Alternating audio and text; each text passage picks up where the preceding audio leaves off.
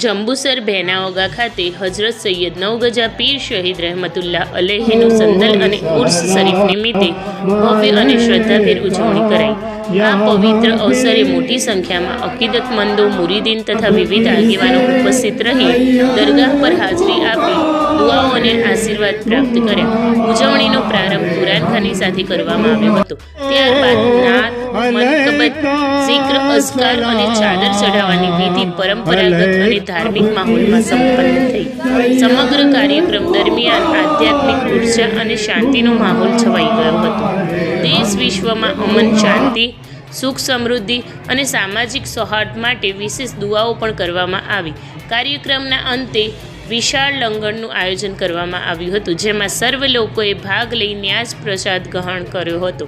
દરગાહ આયોજક સમિતિએ કાર્યક્રમને સફળ બનાવવા સહકાર આપનાર તમામ મહેમાનો, સેવાભાવી કાર્યકરો, સ્થાનિક નાગરિકોનો દિલથી આભાર વ્યક્ત કર્યો હતો।